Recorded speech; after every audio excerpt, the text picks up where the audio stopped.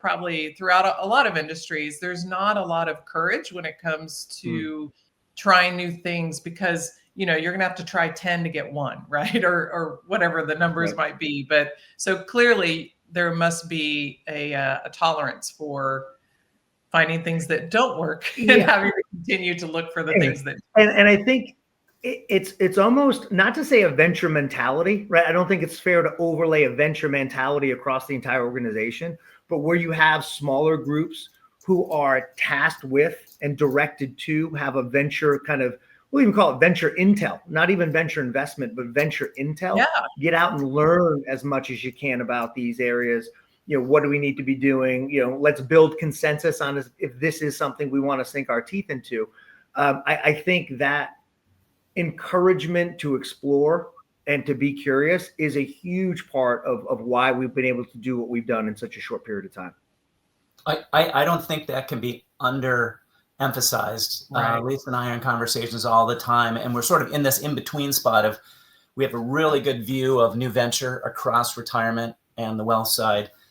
We understand the big brands as well. Again, kind of the whole four-wheel drive episode here. We've been on both sides. And some groups just don't have the wherewithal or the willingness to be curious, and they kind of get stuck with I don't have goals and I don't have tactics that can show that this is worth it. So they just don't do it. How do you define success in an exploring world? And what would be your advice to either side, either the new venture, but really the enterprises that know they want to learn more because they want to keep their competitive edge, but they don't quite know how to position it to get the funding or the leeway to do some pilots or experiments? It's a mix of having very clear goals and definitions around what success looks like.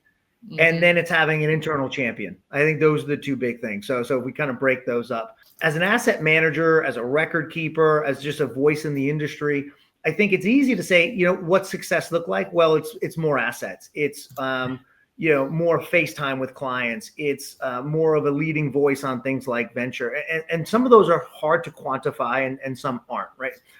Increasing assets is very easy to quantify, right? To the extent where, hey, we started this program 3 years ago and we've seen an increase in whether it's workplace assets or assets across the complex, that's kind of easier to point to. What's a little more difficult, but in some instances more impactful to a degree outside of dollars and cents is, instances like this, where you have access to new platforms, a voice maybe where you didn't have one before. Just as a function of what we've learned from our time in workplace strategic growth, we're asked to speak with clients. And those clients, again, to your point, Lisa, is a wide, definition. We're asked to share our findings with record keepers, with other asset managers, with industry groups. We're being asked to talk to our clients' about what we're finding, right? So there's the kind of the hard number. Hey, did we bring in more assets?